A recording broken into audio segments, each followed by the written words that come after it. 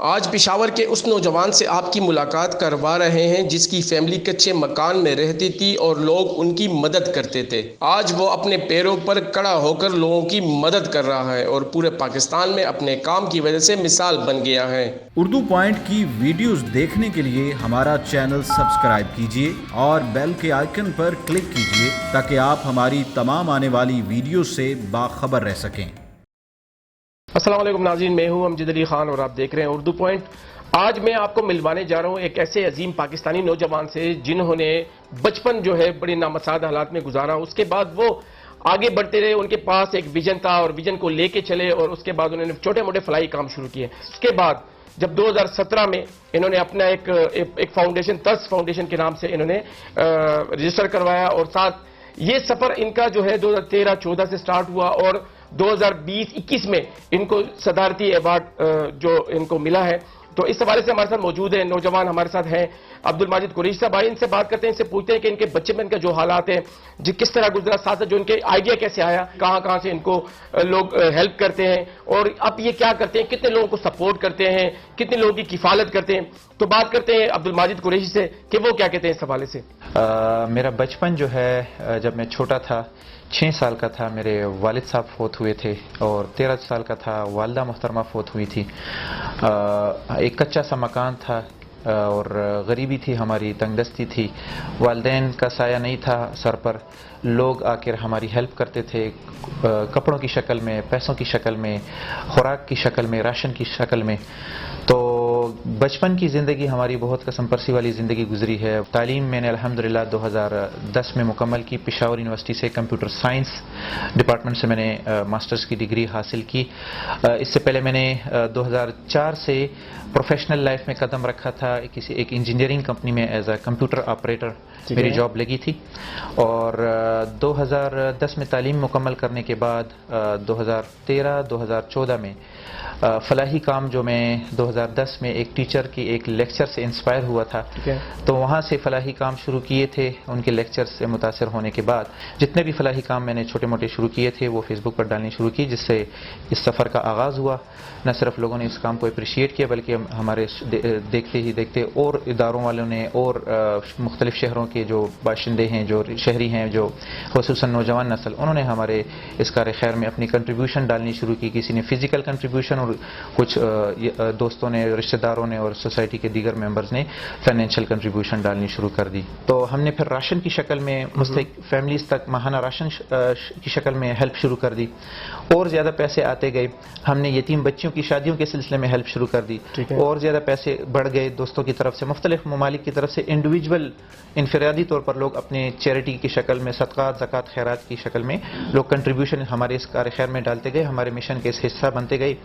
میرے ساتھ نہ صرف آپ کو میں بتاتا چلوں کہ نہ صرف میرے ساتھ لوگوں کی فائنینشیل سپورٹ تھی بلکہ مورل اور فزیکل سپورٹ بھی شامل ہو گئی تھی، ان سینس کہ اکیلا جو میں ایک سفر شروع کیا تھا اس میں میرے ساتھ دوست، گلی محلے کے دوست، آفس والے دوست، میرے یونیورسٹی کالج والے دوست، وہ میرے اس مشن کا حصہ بنتے گئے اور اس کا کام میں، اس کار خیر میں وسعت بڑھتی گئی۔ 2017 ایسا وقت آیا جب ہمارا یہ کار خیر مختلف شعبوں میں، مختلف فیلڈز میں بڑھ گیا تھا۔ الحمدللہ اس میں وسعت آ گئی تھی۔ ہم نے نہ صرف بیواؤں، یتیموں کی ماہانہ کفالت شروع کر دی تھی بلکہ غریب مریضوں کا علاج وہ بھی اسپانسر کرنا شروع کر دیا تھا۔ یتیم بچیوں کی شادیوں کے سلسلے میں ہیلپ شروع کر دی۔ یتیموں کی جو ماہانہ ایجوکیشن سپورٹ پروگرام ہم نے شروع کر دیا۔ کچی آبادیوں میں جا کے روزانہ خوراک تقسیم کیا کرتے تھے۔ رات کے وقت گاڑیاں ہماری نکلا کرتی تھی پشاور کے چوکیات گار میں، صدر میں، یونیورسٹی روڈ پر سپن جماعت کے قریب 3 گاڑیاں ڈیلی ہماری نکلا کرتی تھی۔ رات کے وقت کھانا ہم تقسیم کیا کرتے تھے۔ اس کے علاوہ جگہ جگہ پر water coolers installation, public places میں، بازاروں میں، فٹ پاتھوں پر electrical water coolers, plastic water coolers, غرض جو بھی اچھا کام ہمیں نظر آتا گیا ہم ساتھ ساتھ کرتے گئے۔ اس کار خیر میں اس 3-4-5 سالوں میں اتنی الحمدللہ اللہ تعالیٰ نے ترقی ڈال دی تھی کہ 2017 میں ہمیں باقاعدہ ایک ادارے کی شکل اس کو دینی پڑی، مجبوری ہو گئی تھی ہماری، کیونکہ بہت زیادہ کام الحمدللہ لوگوں کے تعاون سے، اللہ تعالیٰ کی مہربانی سے بڑھ گیا تھا۔ تو ہم نے ایک ادارہ بنایا اور اس کو ایک نام دیا ترس فاؤنڈیشن، ترس مین رحم۔ اور یہ ترس جو ہے یہ نہ صرف اردو کا ورڈ ہے بلکہ یہ انگلش کا ورڈ TARS, ٹھیک ہے. Timely aid and relief support, جس کے اردو میں معنی بنتے ہیں بروقت امداد اور مصیبت سے نجات میں سہارا. کسی کی بروقت امداد کرنا اور کسی کو مصیبت سے نجات دلانا. ٹھیک ہے. عمران خان صاحب پشاور آئے پناہ گاہ کا افتتاح کرنے کے لیے. وہاں ان سے میری 1-to-1 ملاقات ہوئی. ان کو جب پتہ لگا کہ یہ صاحب ہیں اور یہ ان کا ادارہ کھانا پرووائڈ کرے گی تمام 5 کے 5 شیلٹر ہاؤس میں، تو انہوں نے مجھ سے پوچھا کہ یہ کیسے آپ یہ کھانا تقسیم کریں گے. مطلب آپ تو ایک نارمل ایک ینگ لڑکے ہیں اور آپ میں یہ ایسی چیز نہیں دیکھ رہا کہ آپ کوئی بزنس مین ہیں یا کوئی اس طرح ٹائکون ٹائپ جس طرح نہیں ہوتے بڑے بڑے جس طرح، تو آپ کیسے یہ کھانا تقسیم کریں گے. تو میں نے ان کو بتایا کہ یہ میں نہیں تقسیم کروں گا، یہ اللہ تعالیٰ کا نظام چل رہا ہے. میں ایک امانت دار کی شکل میں لوگوں کی امانتیں، پیسے، خوراک یہ اور لوگوں تک پہنچاتا ہوں. ٹھیک ہے. تو انہوں نے پوچھا یہ کیسے آپ کریں گے، آپ نے کیسے یہ سلسلہ شروع کیا، یہ ادارہ کیسے بنایا. تو میں نے ان کو پھر بتایا کہ اس طرح 4-5 سالوں سے میں سڑکوں پر اپنی تنخواہ سے کھانا تقسیم کیا کرتا تھا. ایسا ایسا یار دوست، گلی محلے کے دوست، میرے کالج یونیورسٹی کے دوست، میرے آفس والے کولیگ، سب نے کنٹریبیوشن ڈالنی شروع کی. 4-5 سالوں میں یہ ادارہ بن گیا. ٹھیک ہے. جو میں 10-20 لوگوں کو روزانہ اپنی تنخواہ سے کھانا کھلایا کرتا تھا، تو وہ ابھی ہزاروں کی تعداد میں الحمدللہ لوگوں کے تعاون سے ہم کھانا دے رہے ہیں. تو اس پر بہت زیادہ خوش ہوئے، بہت اپریشیٹ کیا انہوں نے. اور وہاں اسی دن پناہ گاہ کا افتتاح کرنے کے بعد پشاور میں نشتر حال میں انہوں نے اپنے 100 روزہ جو ان کا ایک پروگرام تھا، 100 روزہ اپنی حکومت کے بارے میں، اپنی کارکردگی کے بارے میں انہوں نے اسپیچ کرنی تھی. پبلک اسپیچ میں انہوں نے پھر الحمدللہ انہوں نے میرا ذکر خیر کیا اور ہمارے ادارے کی تعریف کی، اور جسے کافی زیادہ پذیرائی ملی سوشل میڈیا پہ بھی اور الیکٹرانک میڈیا پہ بھی، پرنٹ میڈیا پہ بھی کافی زیادہ یہ بات وائرل چلی کہ اس طرح وقت کے وزیر اعظم نے ایک شخص کی تعریف کی ہے جو کہ پشاور میں اپنی تنخواہ سے انہوں نے یہ سلسلہ شروع کیا تھا اور آج کرتے کرتے ایک ادارے کی شکل اختیار کر گیا ہے. ہمارا ہر ایک نیک کام میں اور مصیبت میں مبتلا جو بھی شخص ہو تو ہم ان کی مدد کرتے ہیں، لیکن کیٹیگوریکلی اگر دیکھا جائے تو ہمارے 15 سیکٹرز ہیں جس پر ہم کام کر رہے ہیں، جس میں سب سے پہلے ہمارا فوڈ کاز ہے، فوڈ پروجیکٹ ہے. فوڈ میں ہم کچی آبادیوں میں کھانا دیتے ہیں، ماہانہ راشن دیتے ہیں، پناہ گاہوں میں کھانا تقسیم ہوتا ہے.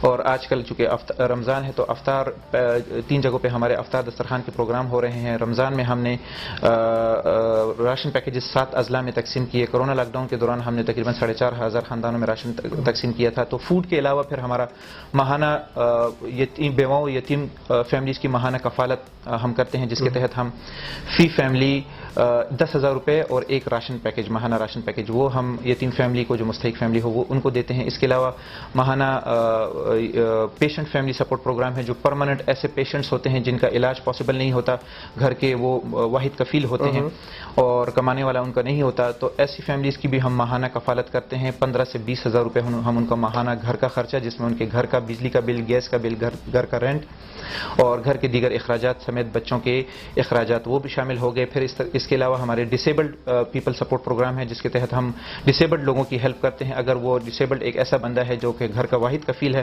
تو ان کے بھی ماہانہ اخراجات ہم گھر کے بچوں کے اخراجات ہم سپانسر کر لیتے ہیں. اگر ایک ڈسیبلڈ ہے، ان کو کسی اسسٹیو ڈیوائس کی ضرورت ہے، ویل چیئر ہو گئی، بیڈز ہو گئے، XYZ جو بھی، ان کی بھی ہم ہیلپ کرتے ہیں ماہانہ. جو بھی اچھا کام ہمیں ملے ہم اس میں چیریٹی یوٹیلائز کرتے ہیں. ہمارا ایک سیکٹر نہیں ہے، جو بھی اچھا کام ہمیں ملے ہم اپنے سیکٹرز کو نہیں دیکھتے کہ یہ ہمارے سیکٹر ہے یا ہمارے لیول کا کام ہے یا نہیں. جو بھی اچھا کام ہمیں ملے اور وہاں پر ہم سمجھتے ہیں کہ یہ مستحق بندہ ہے تو ہم ان کی مدد کرتے ہیں. اچھا ماجد گوجری صاحب، یہ بتائیے گا گزشتہ دنوں آپ کو صدارتی ایوارڈ ملا. بالکل جی. تو اس سٹارٹنگ سے لے کر اس ایوارڈ تک کے سفر کو کیسے دیکھتے اور کیا فیلنگ تھی اس وقت جب آپ کو ایوارڈ مل رہا تھا؟ الگ ہی دنیا تھی. یقین نہیں آ رہا تھا کہ میں ایوان صدر میں کھڑا ہوں، کیونکہ میں جس سیکیورٹی کے ٹف مراحل سے گزرا تھا اور پھر اس ایوان صدر میں کھڑا تھا جہاں بڑے بڑے لوگ آئے ہوتے ہیں. مجھ جیسا ادنا بندہ، میں ایک عام نارمل سا شہری ہوں، میں کوئی سیلیبریٹی نہیں ہوں، کیونکہ وہاں بہت سارے سیلیبریٹیز آئے ہوئے تھے، بہت سارے نامی گرامی لوگ آئے ہوئے تھے، سٹارز آئے ہوئے تھے، اسکالرز، مذہبی اسکالرز آئے ہوئے تھے، مولانا طارق جمیل صاحب جیسی شخصیت آئے ہوئے تھے، بہت سارے بہت بڑے لوگ. ان لوگوں میں کھڑا ہو کر میری تعریف ہونا اور پھر ایوارڈ ملنا یقیناً میرے لیے اعزاز سے کسی بھی اس سے کم بات نہیں ہے، کیونکہ میں نہیں سمجھ رہا تھا کہ میں اس قابل ہوں. وہاں کھڑے ہو کے میرے عجیب سی کیفیت تھی، بس نہیں پتہ لگ رہا تھا کہ یہ میں اس دنیا میں ہوں، کوئی دوسری دنیا لگ رہی تھی. ایسا لگ رہا تھا کہ کوئی جنت سے تو کمپیئر نہیں کر سکتے، لیکن ایک لگ رہا تھا کہ مجھے اس کام کا ریوارڈ مل گیا ہے اس کار خیر میں. ابھی بھی آگے میرے لیے اور بھی پوری زندگی پڑی ہوئی ہے. عبدالستار ایدھی جیسے لوگ جنہوں نے اپنے کام میں لوہا منوایا ہے، نہ صرف پاکستان میں بلکہ پوری دنیا میں. آج ان کو بہت سارے لوگ بہت اچھے اچھے الفاظ میں یاد کرتے ہیں. میں تو بہت ہی ادنا سا شخص ہوں، لیکن کوشش میری یہی ہے کہ جب میں اس دنیا سے جاؤں تو اس طریقے سے جاؤں کہ لوگ پھر یاد رکھیں، مجھے یاد رکھیں، میرے کام کو یاد رکھیں. انسانیت کا مطلب یہ ہے کہ ایک بندہ کسی دوسرے مصیبت میں مبتلا شخص کے کام آئے بغیر کسی لالچ کے، بغیر کسی ذاتی مفاد کے، اس سے ان ریٹرن کچھ ایکسپیکٹ کیے بغیر اللہ تعالیٰ کی رضا کی خاطر اس کے کام آ جائے. یہ ہے انسانیت، یہ ہے انسانیت کی ڈیفینیشن. یوتھ کو میں اسی انسانیت کے حوالے سے یہ پیغام دینا چاہوں گا کہ آپ دیکھیں، آج کل زمانے نے ترقی کر لی ہے، سوشل میڈیا کا زمانہ ہے، ٹیکنالوجی کا زمانہ ہے، دنیا کو آپ کی ایکسیس ہے موبائل. ٹھیک ہے، موبائل سے آپ پوری دنیا کو ایکسیس کر سکتے ہیں.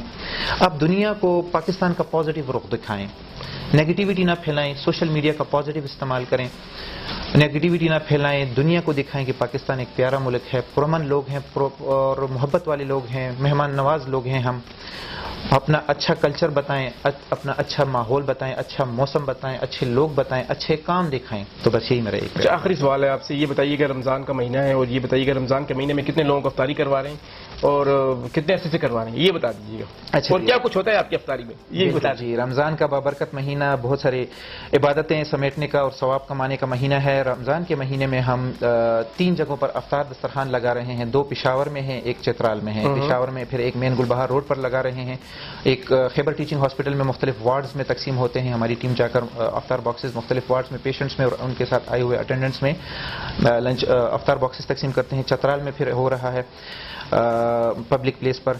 ڈیلی تقریباً ٹوٹل 600 سے 800 لوگوں کی افطاری ہو رہی ہے ان 3 لوکیشنز پر. افطار میں ڈیلی مسافر حضرات اور جو نوکر پیشہ لیبر طبقہ وہ آتے ہیں. افطار میں افطاری میں بھی لوگ دسترخوان پر لوگ مستفید ہوتے ہیں اور ساتھ ہی ساتھ ہماری افطار والی لوکیشنز پر جو سڑک پر لوگ مسافر حضرات راہ چلتے لوگ جو ہوتے ہیں ان میں بھی افطار باکسز اور پھر مسافر حضرات جو گاڑیوں میں بیٹھے ہوئے خصوصاً فیملیز والے تو اذان ہو جانے کے بعد ان میں ہم افطار باکسز تقسیم کرتے ہیں. تو یہ رمضان میں ہمارا یہ افطار کا سلسلہ چل رہا ہے. اور یہاں پہ افطاری میں ہوتا کیا ہے، کیا کچھ آئٹمز ہوتے ہیں؟ یہ افطاری میں ہمارے 3 قسم کے فروٹ ہوتے ہیں جس میں خربوزے، کیلے اور اسٹرابری شامل ہے. ساتھ میں پھر پکوڑے 2 قسم کے جس میں آلو والے پکوڑے اور ساتھ میں پیاز والے پکوڑے اور ساتھ میں پھر کھجور، روح افزا شربت.